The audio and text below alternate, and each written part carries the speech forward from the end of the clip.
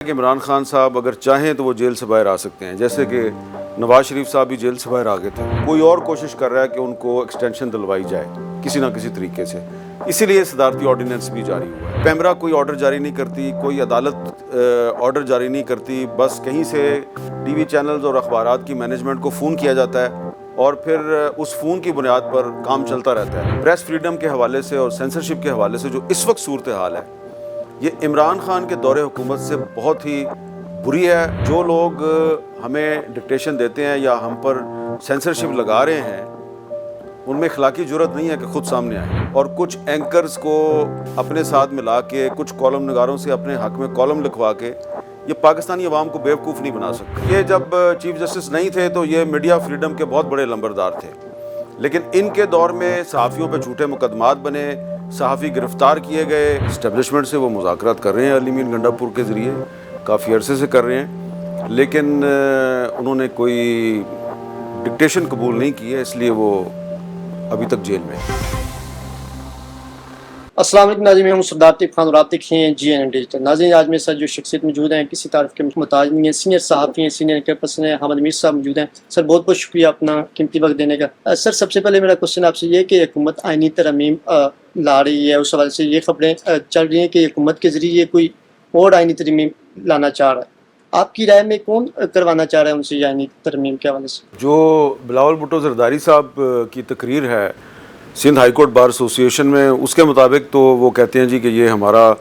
Charter of democracy کا agenda ہے اور ہمارے 2024 کے الیکشن کے مینیفیسٹو کا بھی حصہ ہے، اور مسلم لیگ نون بھی یہی چاہتی ہے۔ تو فی الحال تو وہ یہی کلیم کر رہے ہیں کہ یہ ہمارا اپنا ایجنڈا ہے۔ حامد صاحب یہ بتائیں کہ سپریم کورٹ آف پاکستان نے اپنا تفصیلی آرڈر جو ہے وہ جاری کر دیا ہے، آپ کیا سمجھتے ہیں کہ حکومت اور الیکشن کمیشن کیا اس پر عمل درآمد کریں گے، اور اگر کرتے ہیں تو اس سے حکومت کو کتنا خطرہ جو ہے لاحق ہوتا ہے؟ فی الحال تو حکومت نے یہ اعلان کیا کہ ہم اس پہ عمل درآمد نہیں کریں گے، تو ظاہری بات ہے وہ اگر عمل درآمد نہیں کریں گے تو اگر منصور علی شاہ صاحب چیف جسٹس بن جاتے ہیں تو وہ پھر کوئی توہین عدالت کی کارروائی کرتے ہیں تو پھر حکومت کے لیے خطرات ہو سکتے ہیں۔ سر کہا جا رہا ہے کہ بانی P T I Imran Khan صاحب پر جو کیسز ہیں وہ بے بنیاد ہیں اور ان کو زیادہ عرصہ جو ہے وہ جیل میں نہیں رکھا جا سکتا، تو آپ کیا سمجھتے ہیں کہ عمران خان صاحب کب تک جو ہے وہ جیل کے اندر جو ہے وہ رہیں گے اور کب تک وہ جو ہے وہ جیل سے باہر آ سکتے ہیں؟ میں ایک جرنلسٹ ہوں، میں ان لوگوں میں شامل نہیں ہوں جنہوں نے یہ فیصلہ کرنا ہے کہ عمران خان کو کب تک جیل میں رکھنا ہے، تو جنہوں نے اس کو جیل میں رکھنا ہے یہ سوال آپ کو ان سے کرنا چاہیے۔ میرے صاحب یہ بتائیں کہ اس وقت جو کشمکش چل رہی ہے جو عدلیہ کے اندر ہم دیکھ رہے ہیں کہ 8 ججز جو ہیں وہ اکثریتی ججز ایک طرف ہیں، 5 ججز ایک طرف ہیں، یہ خطرہ کب تک جو ہے وہ ختم ہو جائے گا یا یہ بحران آگے مزید بڑھے گا؟ یہ پاکستان کی اگر آپ عدالتی تاریخ دیکھیں تو جوڈیشری جو ہے وہ ہمیشہ سے تقسیم ہی رہی ہے، اور اس وقت جو آپ کو تقسیم نظر آ رہی ہے یہ دراصل آپ کی پوری سوسائٹی میں جو ایک پولرائزیشن ہے یہ اس کی عکاسی کرتی ہے، اور ایک طرف قاضی فائز عیسیٰ صاحب ہیں، دوسری طرف منصور علی شاہ صاحب ہیں۔ قاضی فائز عیسیٰ صاحب کو حکومت سپورٹ کر رہی ہے، منصور علی شاہ صاحب کو اپوزیشن سپورٹ کر رہی ہے، تو یہ ایسا لگتا ہے کہ صرف سپریم کورٹ نہیں بلکہ جو ہائی کورٹس کے ججز ہیں وہ بھی سیاسی بنیادوں پہ تقسیم ہو چکے ہیں، جو کہ ایک بہت ہی افسوسناک بات ہے۔ میرے صاحب لاہور جلسے جو پاکستان تحریک انصاف نے کیا ہے، کیا آپ سمجھتے ہیں کہ یہ اجازت جو ہے وہ پنجاب حکومت نے جو ہے ان کو دی ہے یا یہ حکم کی اور سے آیا ہے؟ پاکستان تحریک انصاف نے پنجاب کی حکومت کو درخواست دی تھی کہ مینار پاکستان میں جلسہ کرنے کی اجازت دیں۔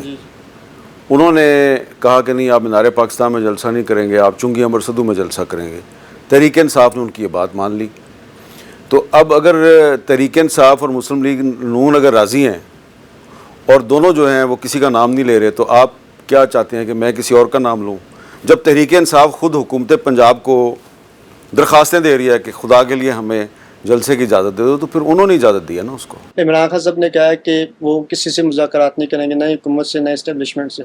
تو سر عمران خان صاحب کی مستقبل آپ کیا دیکھ رہے ہیں بحیثیت سینئر صحافی؟ آپ کیا سمجھتے ہیں کہ کب تک وہ باہر آ سکتے ہیں جیل سے؟ عمران خان صاحب جب بھی چاہیں وہ جیل سے باہر آ سکتے ہیں، ان کی اس بات سے میں اتفاق نہیں کرتا کہ وہ اسٹیبلشمنٹ سے مذاکرات نہیں کر رہے یا نہیں کریں گے۔ اسٹیبلشمنٹ سے وہ مذاکرات کر رہے ہیں علی مین گنڈا پور کے ذریعے، کافی عرصے سے کر رہے ہیں، لیکن انہوں نے کوئی ڈکٹیشن قبول نہیں کی ہے، اس لیے وہ ابھی تک جیل میں۔ امر صاحب یہ بتائیں کہ آپ کے ایک انٹرویو میں آپ نے کہا تھا کہ عمران خان صاحب کے علاوہ بھی اور بھی جو ہے وہ قیدی جو ہیں جیل میں گرفتار ہیں جن کے ذریعے آپ کو خبریں وغیرہ ملتی رہتی ہیں،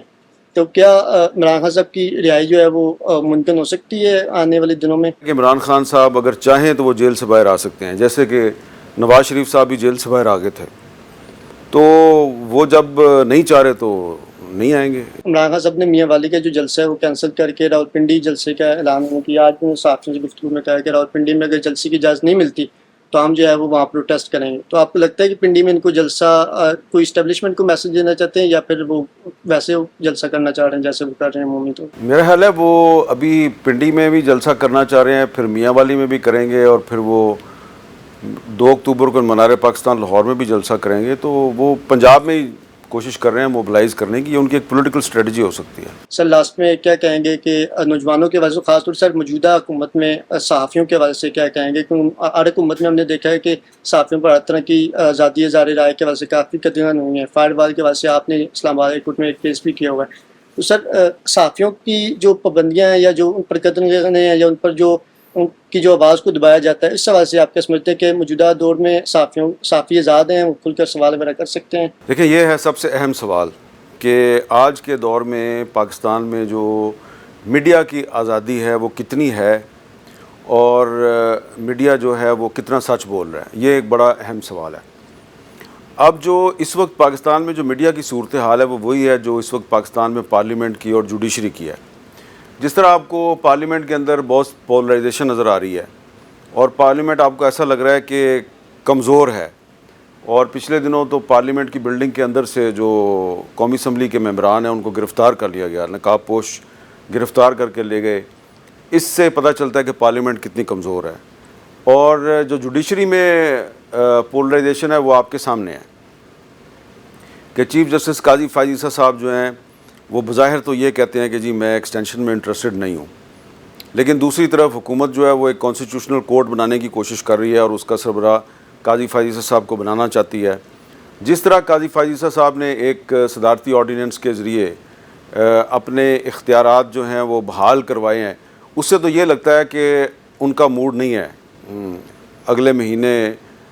26 اکتوبر کو ان کی ریٹائرمنٹ ہونے والی ہے، لگتا تو یہ ہے کہ ان کا موڈ نہیں ہے کہ وہ ریٹائرمنٹ جو ہے وہ اس پہ جا رہے ہیں۔ وہ شاید کوشش کر رہے ہیں